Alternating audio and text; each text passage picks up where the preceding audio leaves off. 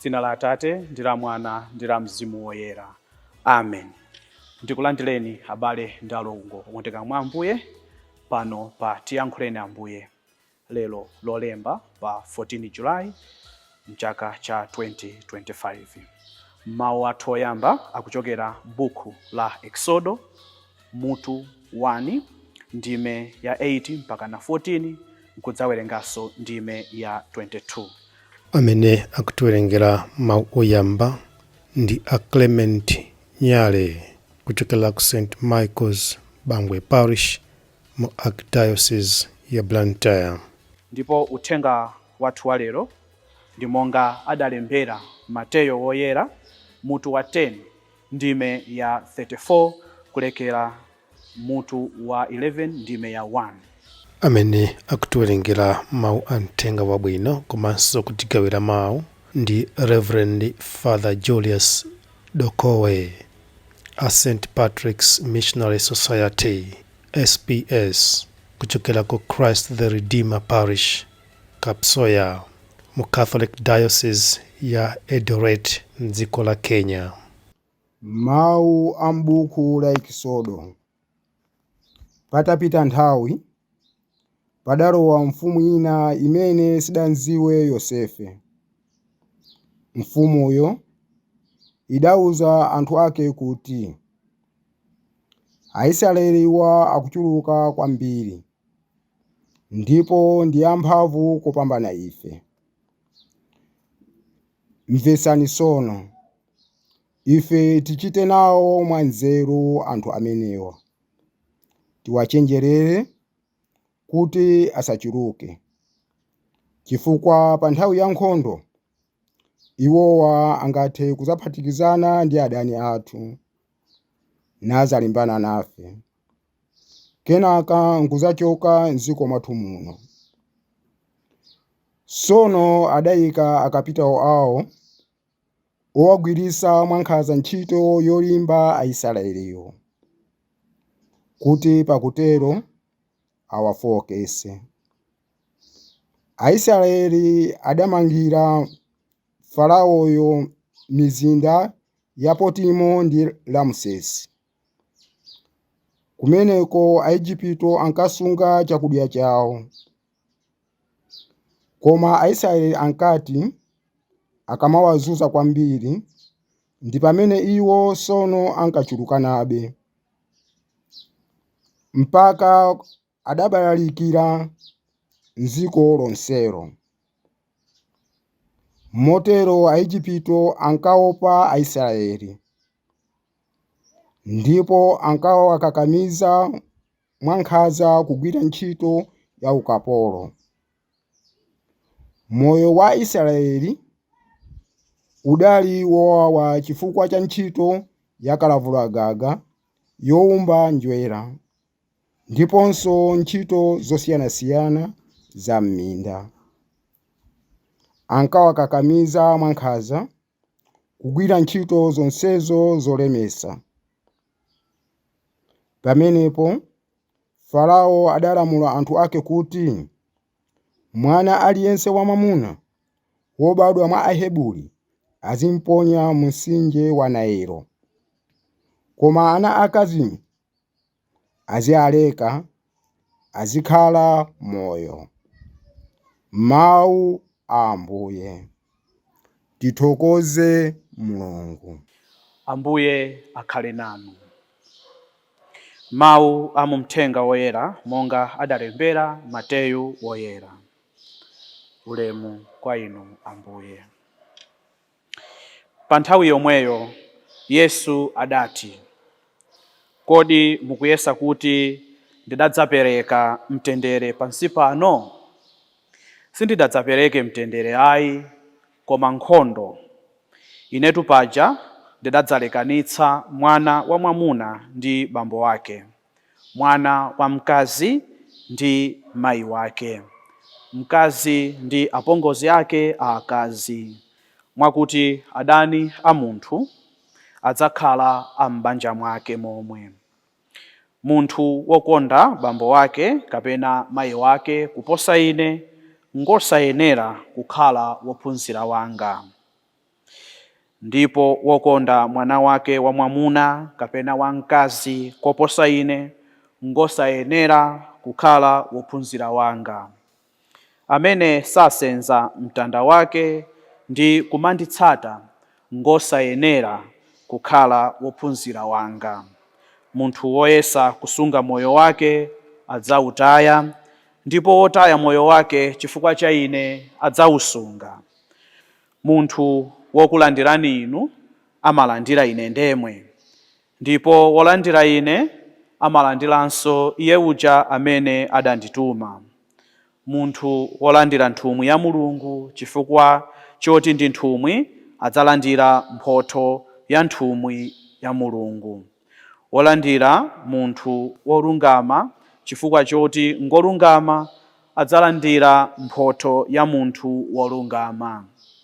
Ndipo aliyense wopatsa ngakhale chikho cha madzi ozizira kwa mmodzi mwa ophunzira angawa chifukwa chakuti ndi wophunzira wanga, ndithu ndikunenetsa kuti ameneyo sadzalephera kulandira mphotho yake. Yesu atatsiriza kulangiza ophunzira ake 12 aja, adachoka kumeneko nkumakaphunzitsa ndi kulalika m'mizinda yawo. Mthenga wa Ambuye. Ulemu kwa inu Ambuye Yesu Khristu. Abale ndi alongo okondeka mwa Ambuye, lero pa 14 Julayi mpingo watipatsa mawu amene tikufunika kuti tisinkhesinkhe makamaka kukhudzana ndi mantha. Mantha amamupangitsa munthu kuchita zinthu zosayenera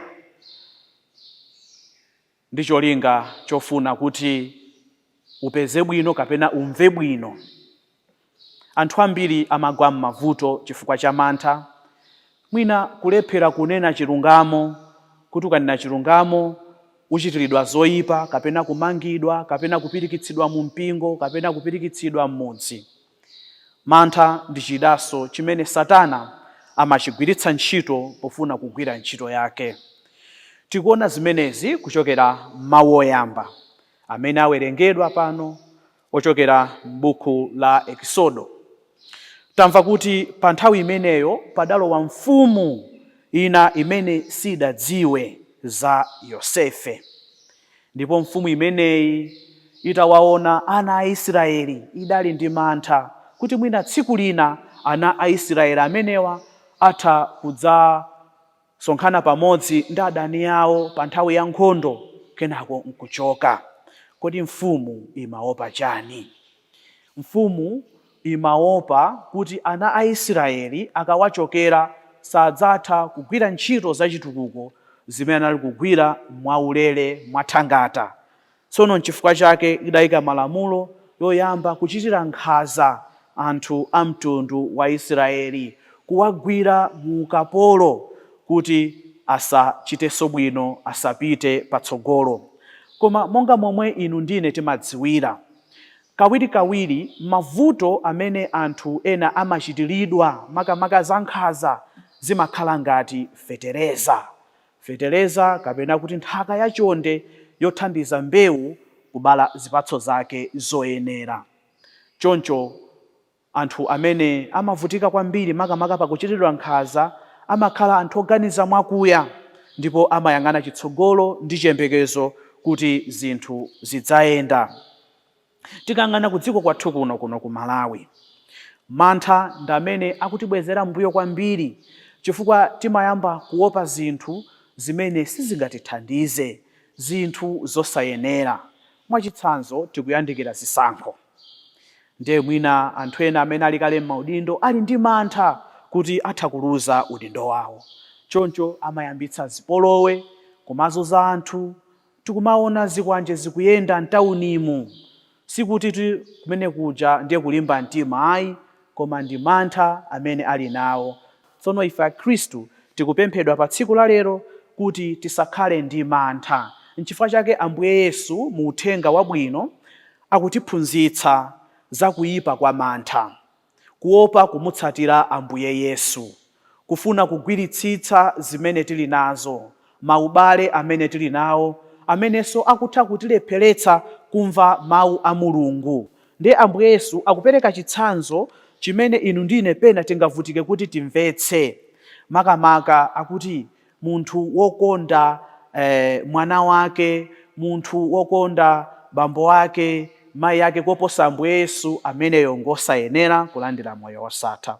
Ambuye Yesu akutiza kuti inu ndine tidane ndi abale athu, koma tizindikire kuti zabwino zambiri zimene tinapatsidwa ndi mphatso kuchokera kwa Mulungu. Ndipo zinthuzo nzofunika kuti zitithandize ife kufika pafupi ndi Mulungu. Banja ndi mphatso kuchokera kwa Mulungu.